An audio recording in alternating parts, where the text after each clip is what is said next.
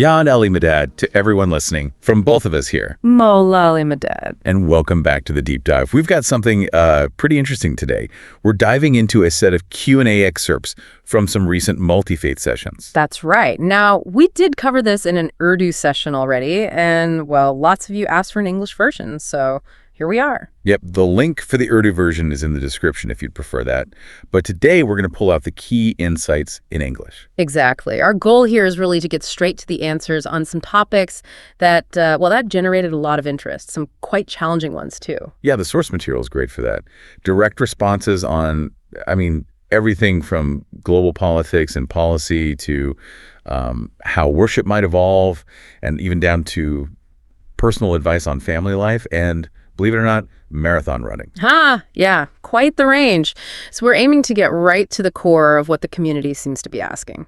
Okay, so we've basically got 9 different questions or themes pulled from these sessions. Yeah. We'll be moving through policy, community practice, family stuff, and a bit on the economy too. It should give you, the listener, a really concise, kind of authoritative snapshot of how these issues are being addressed right now. All right, let's jump in. First up, probably the most geopolitically sensitive area. Yeah. Policy and politics. Okay, so the first question we looked at really hits hard. Someone asked, look, given all the humanitarian work, like in Syria, which is mentioned as a prime example, why hasn't there been an official stance or direct support for Palestine from the Ismaili leadership? Right, a very direct question. And the answer, according to our sources, was equally direct in establishing a foundational principle. Which was? Basically, an apolitical stance. The Imam is quoted saying, "My father was apolitical, and I am also apolitical. I focus on faith rather than politics." So that immediately sets the frame. It draws a line, doesn't it? Mm-hmm. Prioritizing the spiritual and humanitarian role over getting involved in formal political statements or alignments? Precisely. But that leaves to the tension you highlighted, right? If the focus is humanitarian, how does that square with not taking a political side when the need seems so great? Exactly.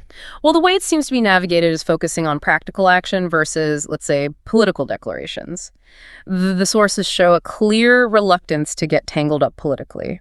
There was even I mentioned about the potential futility, like if they built a hospital, it might just get destroyed anyway. A grim reality check there. Yeah, but, and this is key, the willingness to help with the recovery is stated very clearly. The leadership was apparently asked about helping with the rebuilding of Gaza, and the response was yes. Okay, so inshallah something is coming there, was the phrase used. That's what the source indicates. So the action is geared towards the long term, the rebuilding phase, which kind of sidesteps the immediate political conflict while still being humanitarian aid. Right. But what about the actual conflict itself? Did the sources convey a moral perspective on what's happening? Oh, absolutely. The moral stance was very clear and didn't seem to take sides politically. The strongest point made was condemning the violence against children. How was that phrased? But the killing of children is not excusable, no matter from which side or for any reason. Very unequivocal. And war itself was called unacceptable and wrong. That's a powerful moral statement then. Paired with that apolitical stance on formal involvement, it's a fine line. It is. And the sources also mentioned the, let's say, fragile political situation, noting that any peace might be temporary, especially after Trump leaves office, was the specific context mentioned. Interesting detail. So the takeaway here is really about prioritizing the spiritual and the rebuilding efforts, holding a strong moral line against violence, but staying out of the machinery of international politics. That sums it up well, a clear boundary. Okay, so if that's the approach externally, sort of hands-off politically, but engaged humanitarily, let's shift focus inward. How does this translate to internal community matters like worship and inclusion? Right. Let's look at the internal dynamics. And we can start with a question that was, well, maybe a bit surprising, about photos. Photos. What about them? Someone asked essentially why it's mandatory to have a photo of the imam in their homes, even in bedrooms, a point of personal devotion maybe becoming a perceived obligation. Oh, okay. And the answer? It was met with some amusement, apparently. The response was a very clear and humorous denial. That is not mandatory, and I'm so sorry that you have a photo of ME in your house. Huh. Okay, so that clears that up. It's perhaps a widespread practice, but definitely not a mandate from the leadership. Exactly. It clarifies it's more of a community tradition or personal choice, not, a top-down rule. Good to know. Now, moving towards more central practices, what about fasting during Ramadan and praying namaz, the 5 daily prayers? These are pillars in other Muslim communities. Yes, and the guidance here was very open and encouraging. On fasting, the answer was quite straightforward. Many Ismailis fast, and you can fast too if you want to. So no prohibition at all. None mentioned. In fact, it was added, my father would also fast every Ramadan. And regarding prayer, the sentiment was similar, even expansive. Why just 5 times a day when you can pray all day? So again, emphasizing personal spiritual effort rather than rigid adherence to a specific number, perhaps? It seems that way. Encouraging devotion, but maybe defining it more broadly. But this ties directly into what I think is, frankly, the most significant piece of information from these Q&As. Okay, which is? The question about formally incorporating namaz into Ismaili worship in the future. Ah, right. That's a big one. Has that been asked before? Apparently, yes. The source notes the Imam acknowledged receiving that question a lot, and the answer given was incredibly concise and potentially transformative. You'll keep us in suspense. The answer was simply, that is coming. Wow.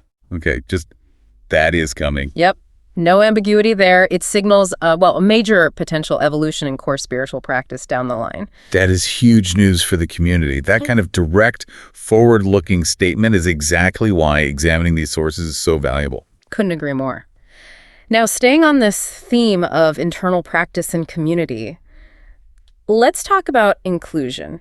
This came up specifically regarding multi-faith families. Right. The question about non-Ismaili family members, say a Christian spouse, not being able to attend prayers in Jamaat Khana or JK, even though the Ismaili spouse can attend church, that's a real practical issue for many. It is, and it reflects the changing reality of a global community. The leadership acknowledged it as a very good question, one they've heard quite a few times. And are steps being taken? The confirmation was positive. We are working on that. The desire is to be more inclusive, and it's flagged as an active area they're looking into. So progress is intended there. That makes sense. And it leads us nicely into the next section, practical advice for just living life today, balancing everything, especially family. Yeah. What was the guidance on work-life balance? We're all struggling with that, right? Absolutely. And the core message from the source was, refreshingly simple and direct. Family comes first. Straight up. The advice is about balancing JK, work, and family, yes, but when push comes to shove, family takes precedence. Education was also highlighted as really important within that family context. Family first, education important. It sounds straightforward, but hard to practice sometimes. Totally. And I think what made the advice resonate, according to the source, was the personal touch added. How so? The Imam apparently related it directly to his own life, saying something like, I'm in the same position with my children, so I understand the struggle. That makes it feel less like abstract advice and more like shared experience. That definitely helps. Anything else on the balance front? Yes, actually. A reminder about personal health. Take time to keep healthy and work out. It's easy to let that slide when you're juggling everything else. So true. Okay, so the pillars are family, education, personal health. Now, what about the specific challenge of raising kids in a multi-faith family? How do you navigate those different backgrounds? Yeah, that's a common and complex situation. The guidance suggested a kind of two-stage approach. First, you start by building unity. Start with a strong foundation of faith and a strong mutual base. Basically, focus on the shared values you both agree on. Establish common ground early. Makes sense. Exactly. Then the second part is about autonomy as they grow. Then, as they are older, allow them to make their decisions for themselves. So instill the values, build the foundation, and then trust them. Pretty much. Trust that the foundation you've built together will help them navigate their own choices when the time comes. All right, let's pivot slightly for the last segment. Two quite different topics came up that show the range of these Q&As. First, the economy, specifically fossil fuels. Sounds like someone in oil and gas was maybe looking for a bit of reassurance. Yeah, the source sort of implied that. Someone wanted to know about job security, basically, and the answer was quite measured and realistic, I'd say. That was the outlook. It acknowledged that, yes, oil and gas are still in demand right now, but it also clearly stated that the move towards renewable energy is definite. That's the future direction. Okay, so demand now, renewables later. But what about the timing of that shift?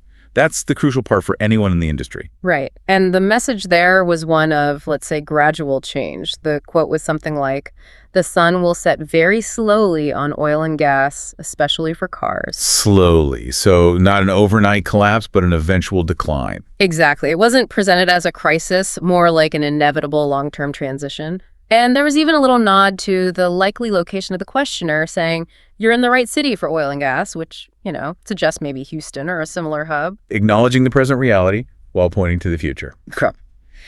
And finally, on a completely different note, marathons. Yes. A nice personal touch to end on. Yeah. And it connects back to that health advice we mentioned earlier.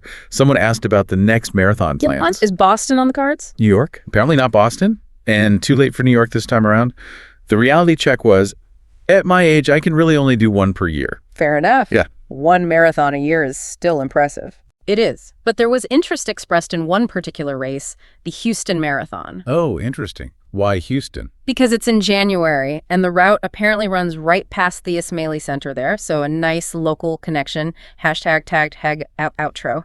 So when you pull it all together, it's quite a sweep, isn't it? We went from these high-level global political boundaries, that really firm apolitical stance, all the way to this huge potential shift in internal spiritual practice, with namaz explicitly being described as coming. Yeah, that was definitely a standout moment. And then connecting all that down to the very personal level with that clear mandate, family comes first. I think this deep dive really gives you a clear picture of current priorities and maybe future directions. It absolutely does. And for you, the listener, hopefully it provides some specific sort of authoritative guidance on things you might be wondering about: faith practice, life balance, community direction. And you see that tension playing out, don't you? Between being strictly apolitical officially, but deeply involved in humanitarian work and making strong moral judgments about violence.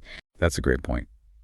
Which leads us to a final thought for you to maybe chew on after listening. Go for it. Well, the source material clearly shows this dynamic.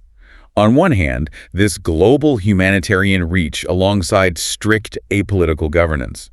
On the other hand, a clear commitment to internal evolution inclusivity for families, potential changes in worship like namaz coming. So the question to ponder is, how do these twin forces, this external aid without political strings and this internal reform and adaptation, how do they together shape the future identity and direction of the community? What does that balance look like going forward?